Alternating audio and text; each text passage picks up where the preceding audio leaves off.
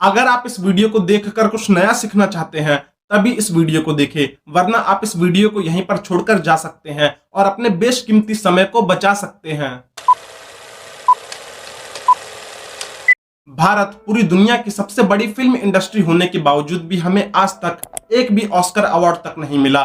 साल 1913 में राजा हरिश्चंद्र मूवी के रिलीज होने के बाद से लेकर आज तक यानी कि साल 2023 तक हम टोटल 80,000 से भी ज्यादा फिल्में प्रोड्यूस कर चुके हैं, लेकिन इसके बावजूद भी हमें आज तक एक भी ऑस्कर अवार्ड तक नहीं मिला। लेकिन इस बार के अकेडमी अवार्ड में हमें 2 ऑस्कर मिले हैं। पहला द एलिफेंट विस्परर्स, जो कि एक शॉर्ट डॉक्यूमेंट्री तमिल फिल्म है। इसने बेस्ट डॉक्यूमेंट्री शॉर्ट फिल्म की कैटेगरी में अवार्ड जीता है। और दूसरा है RRR फिल्म का नाटू नाटू सॉन्ग, जिसने बेस्ट ओरिजिनल सॉन्ग की कैटेगरी में अवार्ड जीता है। और RRR बेसिकली एक तेलुगु फिल्म है। आप इन दोनों ही अवार्ड को इस तरह से समझो कि भारत ने फिल्मों के ओलंपिक्स में 2 गोल्ड मेडल जीता है और इसलिए इसका इंपॉर्टेंस इतना ज्यादा है और भारत के लोग इतने ज्यादा खुश हैं। आप में से कुछ लोगों का सवाल होगा कि ऑस्कर तो हमें पहले भी मिल चुका है, तो इसमें इतनी खुशी वाली बात क्या है? तो देखिए, ऑस्कर अवार्ड हमें पहले भी मिल चुका है, लेकिन वो सभी अवार्ड हमें विदेशी फिल्मों के साथ जुड़ने के बाद मिला है। चाहे आप 2008 की स्लम डॉग मिलियनेयर ले लो या फिर 1982 की गांधी मूवी ले लो। ये दोनों ही फिल्में वैसे तो भारत के ही ऊपर बनी थी, लेकिन इन दोनों ही फिल्मों के डायरेक्टर और प्रोड्यूसर विदेशी मुल्क के थे, इसलिए हम इन दोनों फिल्मों को अपना ओरिजिनल कंटेंट नहीं बोल सकते। लेकिन इस बार हम RRR फिल्म और उसके नाटू नाटू गाने को और द एलिफेंट विस्परर्स को हम अपना ओरिजिनल कंटेंट बोल सकते हैं, जिसे पूरी तरह से इंडियंस ने ही डायरेक्ट और प्रोड्यूस किया है और इसे कहीं से भी कॉपी नहीं किया गया बॉलीवुड की तरह। इसलिए ये अवार्ड हमारे लिए इतना ज्यादा इंपॉर्टेंट है। लेकिन सवाल ये है कि 34 सेंटीमीटर का ये ऑस्कर, जिसका वजन 3 किलो 800 ग्राम है और जिसे बनाने की कॉस्ट सिर्फ $400 आती है, ये किस तरह से एक देश के कल्चर और वहां की फिल्म इंडस्ट्री को पूरी तरह से इम्पैक्ट कर सकता है? आइए इसे समझते हैं। देखिए, यूएस में एक ऑर्गेनाइजेशन है जिसका नाम the academy of motion picture arts and sciences है, जो कि साल 1929 से हर साल एक फंक्शन ऑर्गेनाइज करती है, जिसमें सिर्फ फिल्मों को ही अवार्ड दिया जाता है और इसे अकेडमी अवार्ड के नाम से जाना जाता है और पूरी दुनिया इसे ऑस्कर के नाम से जानती है। हालांकि ये ऑस्कर का नाम कहां से आया, ये आज भी एक रहस्य है। इस अकेडमी अवार्ड में टोटल 24 कैटेगरीज में अवार्ड दिया जाता है। आप वीडियो को पॉज करके इन सभी कैटेगरीज का नाम पढ़ सकते हैं। इन सभी कैटेगरीज के विनर को डिसाइड करने के लिए अकेडमी अवार्ड के पास अपने खुद के वोटर्स हैं। साल 2020 में इन वोटर्स की टोटल संख्या 9,427 थी और इन सभी वोटर्स को अलग अलग ब्रांचेस में डिवाइड कर दिया जाता है। ये सभी रजिस्टर्ड मेंबर वोट देकर ये डिसाइड करते हैं कि किसे अवार्ड मिलना चाहिए और ये सभी रजिस्टर्ड मेंबर सिर्फ अपनी अपनी कैटेगरी को ही वोट दे सकते हैं और विनर को डिसाइड कर सकते हैं। जैसे कि डायरेक्टर की कैटेगरी का मेंबर सिर्फ डायरेक्टर को ही वोट दे सकता है, एक्टर की कैटेगरी का मेंबर सिर्फ एक्टर को ही वोट दे सकता है। ठीक इसी तरह से अलग अलग कैटेगरी के लिए अलग अलग मेंबर्स हैं और ये सभी रजिस्टर्ड मेंबर सिर्फ अपनी कैटेगरी को ही वोट दे सकते हैं और विनर को डिसाइड कर सकते हैं और इन लोगों का नाम कभी भी डिस्क्लोज नहीं किया जाता। देखिए, ये अकेडमी अवार्ड यूएस का अवार्ड फंक्शन है, इसलिए यहाँ पर सिर्फ यूएस की फिल्मों को ही प्रायोरिटी दी जाती है। लेकिन उन 24 कैटेगरीज में से एक कैटेगरी है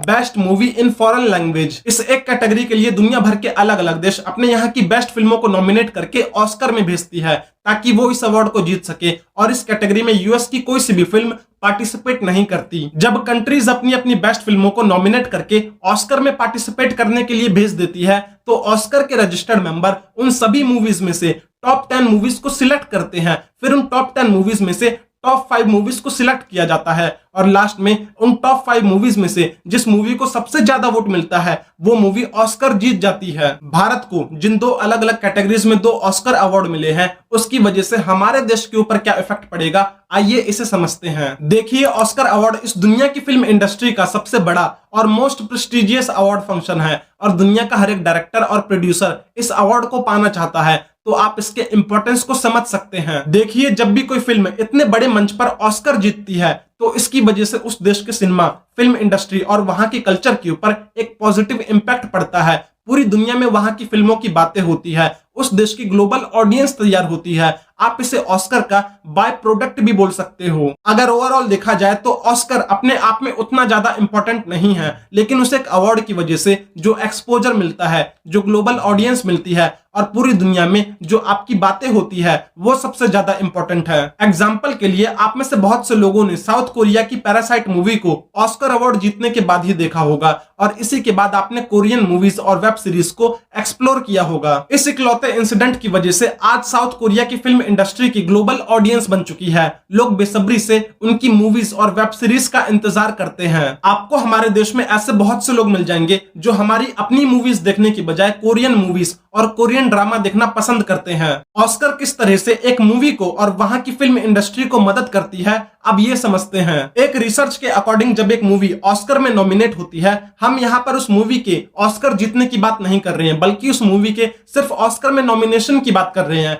जब एक मूवी ऑस्कर में सिर्फ नॉमिनेट होती है तो इसकी वजह से उस मूवी के टोटल इनकम में $20 मिलियन का इजाफा होता है। आप इसे ऐसा समझो कि मान लो एक मूवी है जो कि पहले से ही $100 मिलियन का बिजनेस कर चुकी है। अब अगर वो मूवी सिर्फ ऑस्कर में नॉमिनेट हो जाती है तो इसकी वजह से उस मूवी का कलेक्शन $20 मिलियन और बढ़ जाएगा, यानी कि उस मूवी का total box office collection 120 million हो जाएगा। अगर मैं आपको सेम इसी इंसिडेंट का एक रियल लाइफ एग्जांपल बताऊं तो साल 2010 में द किंग्स स्पीच मूवी ने सिर्फ $30 मिलियन का बिजनेस किया था, लेकिन जब ये मूवी ऑस्कर में सिर्फ बेस्ट पिक्चर के लिए नॉमिनेट हुई, इस मूवी ने ऑस्कर नहीं जीता। इस इंसिडेंट के कुछ महीनों के बाद ही इस मूवी ने टोटल $400 मिलियन का बॉक्स ऑफिस कलेक्शन किया। इस चीज को ऑस्कर हेलो इफेक्ट बोलते हैं, यानी कि ऑस्कर की वजह से उस मूवी की ब्रांड वैल्यू बढ़ गई। एक और एग्जांपल बताता हूं, जब साल 2008 में स्लम डॉग मिलियनेयर मूवी आई थी, जिसकी कहानी बेसिकली भारत के ऊपर ही बेस्ड थी। इस मूवी का टोटल बजट सिर्फ 20 मिलियन था, लेकिन जब इस मूवी ने ऑस्कर में बेस्ट पिक्चर और बेस्ट ओरिजिनल सॉन्ग की कैटेगरी में ऑस्कर अवार्ड जीता तो इस मूवी का total box office collection 380 million तक पहुंच गया। जब साउथ कोरिया की पैरासाइट मूवी ने 4 ऑस्कर अवार्ड जीते तो पूरी दुनिया की नजर उनकी फिल्म इंडस्ट्री की तरफ गई और इस इकलौते इंसिडेंट की वजह से नेटफ्लिक्स ने साउथ कोरिया सिनेमा में $500 मिलियन का इन्वेस्ट किया। आप इन सभी इंसिडेंट से ये बात अच्छे से समझ सकते हैं कि ऑस्कर का इंपॉर्टेंस कितना ज्यादा है। भारत की फिल्म RRR और short documentary film the elephant whisperers के ऑस्कर अवार्ड जीतने के बाद इन दोनों ही फिल्मों की डिमांड पूरी दुनिया में बढ़ेगी। लोग इसे देखना चाहेंगे और इसकी वजह से डिस्ट्रीब्यूटर्स इस फिल्मों को खरीद कर अपने अपने सिनेमा घरों में दिखाएंगे, जिससे इन दोनों ही मूवीज का बॉक्स ऑफिस कलेक्शन बढ़ेगा। यहाँ पर मैं आपको एक बात और बताना चाहता हूँ कि जब भी हम किसी दूसरे देश की मूवी देखते हैं तो हम लोग वहाँ की हिस्ट्री और वहाँ के कल्चर से इन्फ्लुएंस होते हैं और हम वहाँ पर विजिट करना चाहते हैं। इसकी वजह से वहाँ का टूरिज्म बढ़ता है, जो कि एक देश के लिए बहुत ही बड़ी बात है। आप में से भी बहुत से लोग हॉलीवुड की मूवीज को देखकर अमेरिका में विजिट करना चाहते होंगे, वहाँ की रियल लाइफ चीजों को एक्सपीरियंस करना चाहते होंगे। सेम टू सेम यही चीज भारत के पर्सपेक्टिव में भी काम करेगी अगर हमने अपनी फिल्मों के लिए एक ग्लोबल ऑडियंस तैयार कर ली तो। और इसकी शुरुआत साउथ की फिल्म इंडस्ट्री से हो चुकी है, बस बॉलीवुड को बदलना होगा और ओरिजिनल कंटेंट बनाना होगा, न कि रीमेक और कॉपीड कंटेंट। और इन दोनों ही ऑस्कर की वजह से सबसे ज्यादा फायदा बॉलीवुड को ही होगा, क्योंकि पूरी दुनिया भारत की फिल्म इंडस्ट्री को सिर्फ बॉलीवुड के नाम से जानती है और अब बॉलीवुड को साउथ की फिल्म इंडस्ट्री से बहुत कुछ सीखने की जरूरत है। धन्यवाद।